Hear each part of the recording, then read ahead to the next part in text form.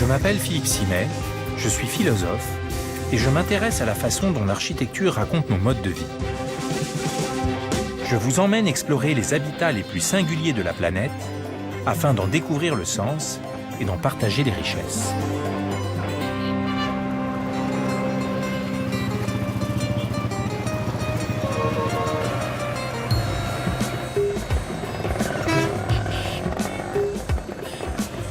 Je me trouve au cœur du Tamil Nadu, l'un des 29 États de l'Inde, au sud du pays. Je vais à Auroville, située à une dizaine de kilomètres au nord de Pondichéry. Cette ville a été créée en 1968, sous l'impulsion d'une Française, Mira Alfassa, qu'on surnomme ici la Mère.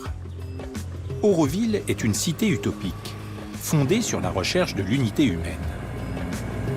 Les premiers habitants, en rupture avec les conventions morales et sociales de l'époque, ont cherché à y vivre en paix, au-delà des croyances religieuses et des convictions politiques, pour se consacrer à leur développement intérieur. 50 ans plus tard, Auroville a réussi à se pérenniser. 2500 personnes, issues de 52 nationalités, dont bon nombre de Français, y vivent. Bâtie sur un désert, à partir de rien, la cité s'étend désormais sur 20 km² au milieu des arbres.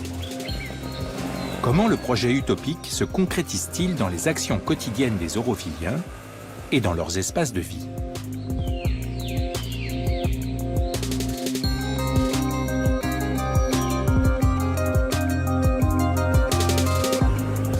Kripa est né et a grandi à Auroville. Ses parents font partie des pionniers qui avaient quitté la France en 1968 en quête d'un monde idéal. Aujourd'hui, elle s'occupe d'une maison d'hôtes pour les nombreuses personnes de passage, curieuses de découvrir cette ville singulière. Kripa, Philippe, bonjour. enchanté. Enchanté. Bonjour. C'est étonnant ici, hein, parce qu'on a beaucoup de mal à croire qu'on est au milieu d'une ville. Et pourtant, on l'est. Ah ouais. Une ville en devenir. Ouais. Mais là, on est juste à la bordure. Hein. La zone résidentielle du centre-ville, elle est juste là. Et cette maison, qui c'est qui l'a construite? Mon père. Au départ, c'était une ferme équestre, construite par mon père et ma mère. On avait plein de chevaux. Ouais. Et petit à petit, ces écuries, on les a transformées en guest house. La plupart des matériaux utilisés ici sont des matériaux entre guillemets recyclés, puisque ça vient d'anciennes constructions. Ça évite de couper du bois récent. Regarde, je vais te montrer quelques photos ici. Ça te montrera un peu l'histoire de la guest house. Ça, et de c'était Charanga. ici, là? Oui, là, tu vois, ça, c'était la première hutte dans laquelle on a habité. Ah, c'était vraiment ta maison? Oui. Oh, c'était désertique, il y avait vraiment rien, quoi. Oui, absolument. Rien. C'était... Et encore là, sur ces photos, il y a quelques plantes, il y a de l'herbe, alors que c'était une terre de latérite rouge absolument désertique. Ah oui. Oui, moi, je suis née ici à Auroville. Ma sœur aussi, regarde, ça, c'est nous deux. Ah, Moi, ça c'est ta grande sœur? Oui, c'est ma Ah oui. grande sœur. J'avais 4 ans à peu près, je ne sais pas exactement, et ma sœur à peu près 8 ans.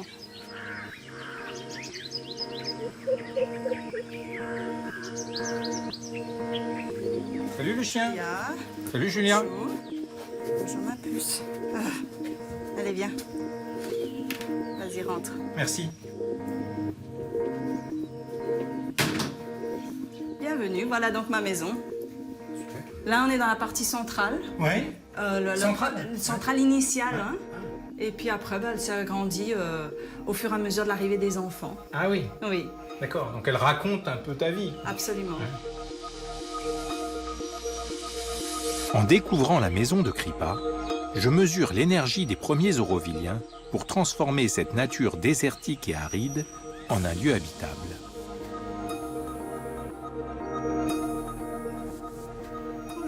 Bonjour, je suis Philippe. Moi, je suis Ishan. Salut Ishan. Viens, tu viens t'asseoir avec nous. Toi Ishan, tu vas à l'école ici?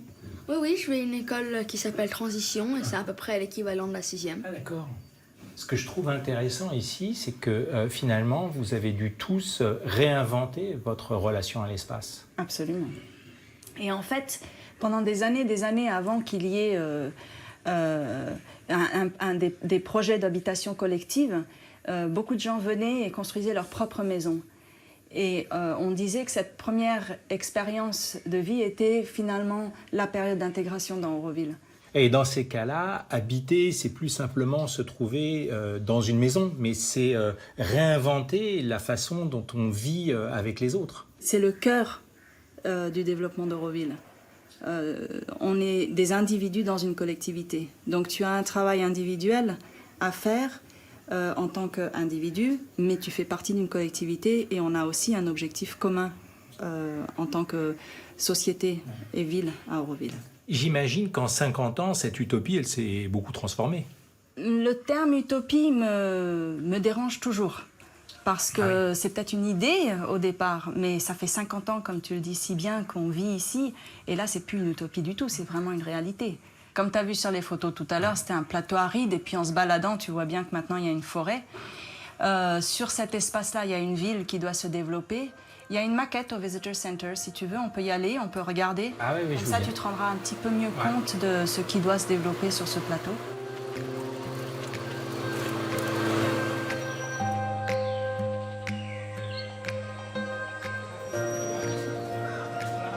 Au début, Auroville n'était qu'un projet. Comment Mira Alfassa et les premiers habitants ont-ils créé une cité ex nihilo? Comment ont-ils traduit dans l'espace leur conception de l'existence et de la communauté idéale? Kripa m'explique que la ville a été pensée autour d'un centre physique et spirituel, le Matrimandir, symbole de la transformation individuelle et collective. Mer a travaillé en collaboration avec l'architecte français Roger Anger et lui a commandé donc de faire un plan de la ville. Ce plan s'appelle le plan de la galaxie. Le centre d'Auroville et le Matrimandir. À partir de là, il y a 4 zones qui irradient du centre vers l'extérieur. Tu as la zone résidentielle, zone culturelle, zone industrielle et zone internationale. C'est intéressant parce que ce type d'utopie est quand même très daté. L'idée de séparer les fonctions en grandes zones, ça correspond à une pensée spatiale des années 50 dont on s'est aujourd'hui un peu débarrassé. Est-ce que ça s'est vraiment développé comme ça? Le plan tel qu'il est là, non, ça n'existe pas. Mais bon, en même temps, ce qui est vraiment important de voir, c'est le cheminement. Comment on y arrive, c'est beaucoup plus important que le résultat. Sinon, on fait venir des bulldozers, des machines, des bétonneuses, et puis on l'a fait, et comme il y a eu d'autres villes qui ont été faites. Mais là, c'est l'expérience humaine qui est importante. Oui, ce que ça montre, et pour moi, c'est vraiment fondamental, c'est que la ville, c'est pas un périmètre, c'est pas un ensemble de choses, c'est d'abord une expérience individuelle et en même temps une expérience collective. Absolument. Le Visitor Center est aussi le lieu de démonstration de techniques de construction innovantes. Étudiants, chercheurs et architectes du monde entier y viennent pour apprendre à construire autrement. Donc Philippe, tu vois, ce bâtiment est un bon exemple du travail dans la matière qu'on fait à Auroville. Les briques utilisées, c'est de la terre compressée. Ah oui, là. Oui, le système de briques en terre compressée est très intéressant.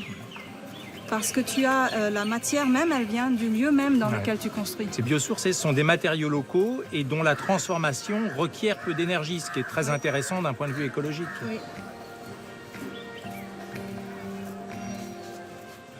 Tu vois, tu ressens vraiment la terre dedans. Tu as tout le matériau direct. Hein. Ah ben moi, j'adore toucher les matériaux.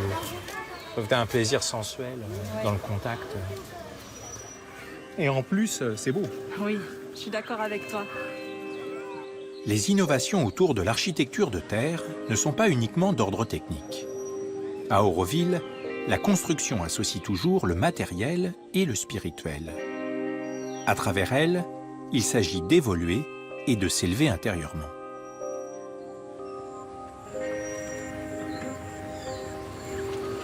Une démarche individuelle, mais qui s'opère collectivement. Ce n'est sans doute pas par hasard si le Matrimandir, un lieu de concentration sur soi, est le premier édifice construit à Auroville. Toute la ville s'est développée autour de lui. C'est une construction qui est vraiment incroyable. Oui. Est-ce que ceux qui l'ont construit, c'était les premiers habitants d'Auroville? Oui, tout du long. Absolument. La construction du Matrimandir a été un événement social important dans l'histoire d'Auroville. qui a permis peut-être d'unifier aussi tous ces hommes et ces femmes qui venaient ici. Absolument. Ouais. C'est fait pour une manifestation collective. On parle d'une société, on parle d'une ville, on parle de quelque chose où tous ensemble, on va essayer de changer, amener les choses à une autre étape dans l'évolution. Mais est-ce que le Matrimandir, c'est un lieu de culte? Non, non. Il n'y a pas de religion ici. Ah. Ce n'est pas un temple en tant que tel. Il n'y a pas de rituel, il n'y a pas de prêtre, de clergé, d'organisation, quelle qu'elle soit. C'est un lieu pour être en concentration, pour être en contact avec son être intérieur. Le Matrimandir, c'est l'élément unificateur. C'est le cœur d'Auroville.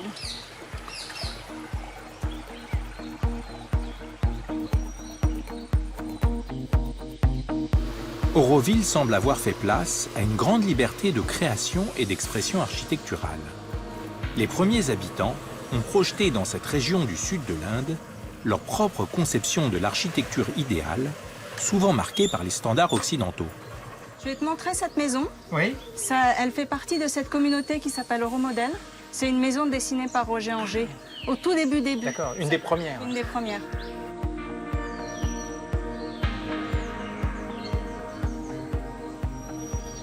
Ah, elles sont belles ces maisons. Hein. Oui.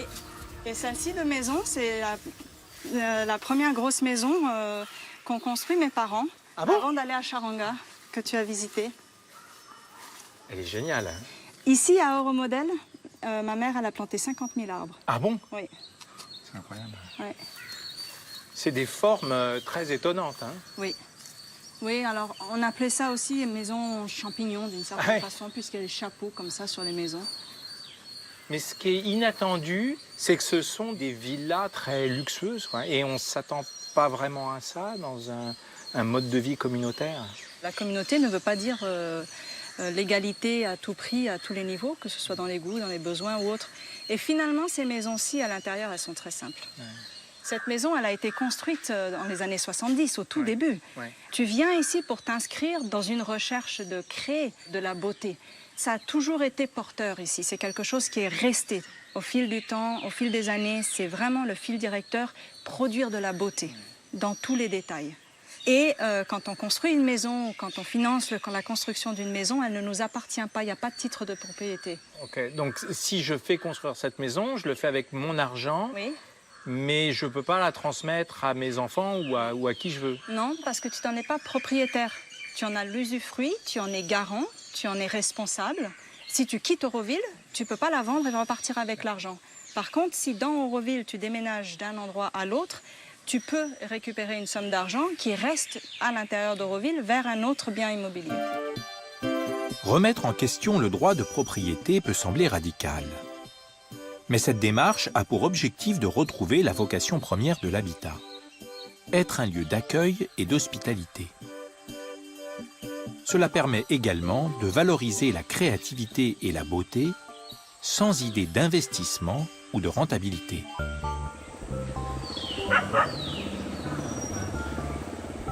Kripa m'a parlé d'une de ses amies, thérapeute, arrivée ici il y a 5 ans et qui a choisi de construire sa maison dans un container.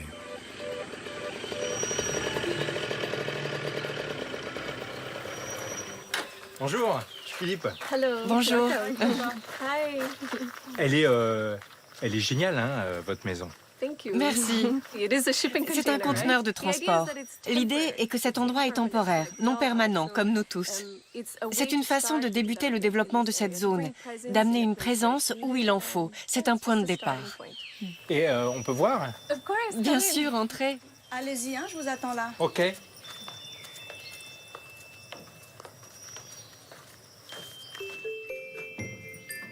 Ah, Bienvenue. super. Là, vous avez tout fait vous-même? Oui, ça n'a pas été facile. Les fenêtres ont été découpées dans les parois du conteneur et les morceaux ont servi à séparer les pièces dans la maison. Les grilles ont été faites sur mesure, je les ai dessinées moi-même et ensuite elles ont été fabriquées par des artisans soudeurs. Il y a beaucoup de touches personnelles, je suis créative. Est-ce que c'était important pour vous de redéfinir votre propre relation à l'habitat? Oui, c'est très lié à ma vie à Auroville, à mon travail qui consiste à aider les gens, à les rassembler, à leur faire prendre conscience d'une réalité intérieure et extérieure. J'y vois une relation très claire. Donc dans tout ce que je fais, tout ce que j'exprime, chaque rencontre, j'explore le lien entre ces deux choses. C'est un parcours spirituel avec beaucoup d'intention et de réflexion. Je peux mieux me connaître à travers mes rencontres et ce que je crée.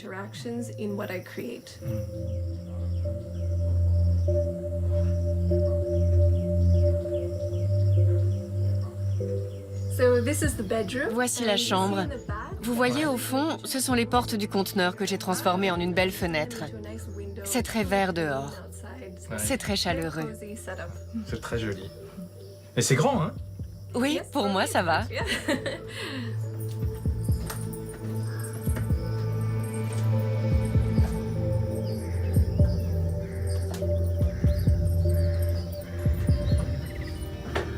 Ah, C'est la terrasse. il y a une vue incroyable, hein?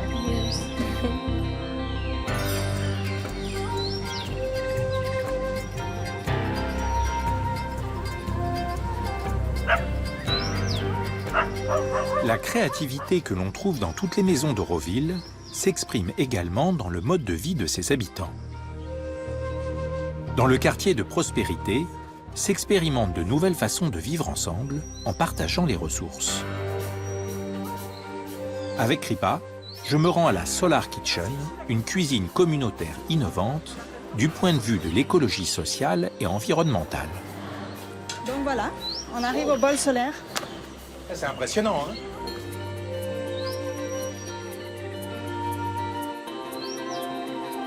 Il y a 1100 miroirs.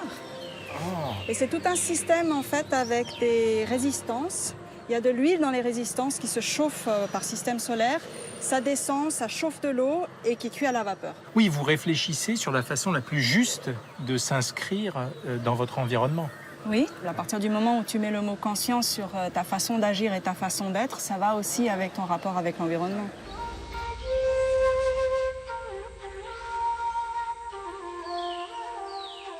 Donc ici, on se déchausse. Partout en Inde, on se déchausse et à Auroville aussi. Oui, d'accord, d'accord. Je les mets là? Où tu veux. Assure-toi de te rappeler où. Oui, bon, Sinon, après, en sortant, tu les cherches. je pense que celles-là, je les reconnais très facilement. N'étant pas aurovillien, Kripa m'offre un ticket pour déjeuner à la Solar Kitchen. Elle m'en explique la raison. Ici, comme on est dans la zone service d'Auroville, il n'y a pas d'échange d'argent. Ah oui. Tu ne peux pas payer ton repas en arrivant ici. Je vais payer avec le ticket là que tu m'as donné. Exactement. D'accord. Je vous donne le ticket alors. Et il y a combien de repas qui sont servis quotidiennement? Il y a 1200 repas de fait en moyenne par jour. C'est énorme. Mais tous ces repas ne sont pas forcément pris ici dans la Solar Kitchen. Il y a un certain nombre de repas qui sont envoyés dans les différentes écoles ou aussi envoyés dans différents lieux de distribution. Ouais. L'idée, c'est de permettre à chacun de bénéficier finalement de cette cuisine, quel que soit le lieu où il se trouve. Oui, absolument. C'est un incroyable service quand même. Oui, oui, tout à fait. Moi, je mange ici depuis le début. Ah oui. Depuis plus de 18 ans, pratiquement tous les jours. Donc, c'est... Tu connais bien les menus alors? Je connais bien les menus, effectivement. Là, c'est avec du riz complet, là, c'est avec du riz blanc. Ah ben alors du riz complet, s'il vous plaît. Merci. Viens con un kurma. Thank you. Bonjour. Regarde la main. Ah, tu parles tamoul? Oui. Ah, This is Philippe. bonjour. Kalia. Enchanté. Nice to meet you. Content de vous rencontrer, Philippe. Bon, ben bon appétit. Bon appétit. Bon appétit.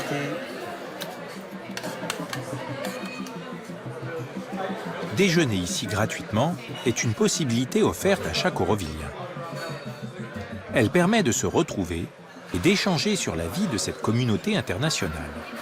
On y entend toutes les langues, mais surtout le français et l'anglais. Ici, il y a beaucoup d'Occidentaux. Quelle est la relation entre les Aurovilliens et les habitants de la région? Au sein d'Auroville, on compte environ 52 nationalités différentes. Pour autant, pratiquement 50% de la population est composée d'Indiens. La plupart viennent des villages alentours. D'accord. Il n'y a pas de frontière qui sépare la ville de l'extérieur. D'ailleurs, Auroville englobe ces villages finalement. Et vous, qu'est-ce que ça vous a apporté de vivre à Auroville? Je viens d'une famille très pauvre qui vit près d'Auroville. Et j'ai été adopté à l'âge de 8 ans. J'ai reçu une éducation, un hébergement. Tout ça, je l'ai eu gratuitement. Ce que j'en ai tiré, ce n'est pas quelque chose qui peut s'acheter. Même mon métier de paysagiste. Aujourd'hui, je dessine des jardins partout dans le sud de l'Inde. C'est quelque chose qu'on m'a transmis ici. Aujourd'hui, je fais partie d'Auroville et je veux tant lui donner en retour. J'estime que c'est mon devoir.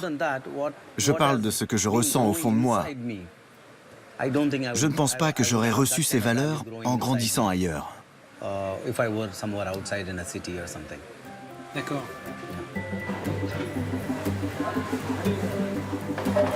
Dès la création d'Auroville, un ensemble d'innovations relevant de l'économie du don a été mis en place. Certaines d'entre elles sont expérimentées un peu partout dans le monde. Pour tous, un supermarché coopératif est l'une de ces expérimentations. Créé il y a une dizaine d'années, il regroupe aujourd'hui 2000 adhérents. Particularité majeure, il fonctionne sans argent. Donc voilà, Philippe, tu vois, il n'y a pas de prix sur les produits ici. Ah oui, c'est vrai, c'est vrai. Mais alors, vous êtes débarrassé de l'argent? Non. Non, Pas tout à fait, pas encore. On ne vit pas en autarcie complète. Non, par contre, ici, on a un système qu'on appelle le système de maintenance, qui est l'équivalent d'un revenu mensuel par personne en fonction du travail, pour le travail qu'on fournit pour la communauté. Ah, c'est ce que en Europe on appelle le revenu universel. Oui, d'une certaine façon, sauf que ça n'inclut pas seulement une somme monétaire. Il y a aussi toute une catégorie de services qui sont inclus, comme la Solar Kitchen, comme ici, cette coopérative donc, qui ressemble étrangement à un magasin ou une petite supérette, mais en fait où on prend des produits, on n'achète pas des produits en fonction de ce dont on a besoin. L'idée, si je comprends bien, c'est d'agir en fonction de ses besoins et de ses besoins profonds, beaucoup plus que de ses désirs immédiats. C'est ça. Si tu regardes ce dont tu as besoin et que cette base-là t'est assurée, tu as toute une partie de ton être qui relaxe. Parce que tu sais que tu as ta nourriture qui est prise en charge. Ici, chacun déclare à la caisse ce qu'il prend, sans le payer pour autant. C'est une façon de prendre conscience de ce que l'on consomme, mais aussi de ce que l'on laisse aux autres. Loin d'être statique, la ville voit sa population augmenter d'environ 100 personnes par an. De nombreux arrivants, venus d'horizons différents, se mêlent aux générations déjà présentes, partageant plus ou moins le projet d'origine. Il faut sans cesse composer, faire avec. C'est la raison pour laquelle Kripa et son mari ont créé Kailash, une maison réservée aux jeunes de 16 à 22 ans, désireux de s'émanciper. À Auroville, ils apprennent à vivre en autogestion, mais aussi à trouver les voies de leur autonomie au sein du collectif. Ils se font à manger par équipe pour les autres tous les soirs. Là, vous cuisinez pour tout le monde? C'est pas un peu compliqué? En fait, c'est bon. Le problème principal, c'est l'inspiration. Choisir le plat que tu vas préparer pour 15 personnes. Ouais. Mais sinon, la cuisine elle-même, c'est bon. Ah oui. D'ailleurs, si vous voulez, vous pouvez venir ce soir. Ah ouais, sympa, ouais. Ça dépend, qu'est-ce qu'on mange? Des quiches. Ah, moi j'aime bien. Ok. Et les plus de 22 ans, ils peuvent venir? Oui, bien sûr.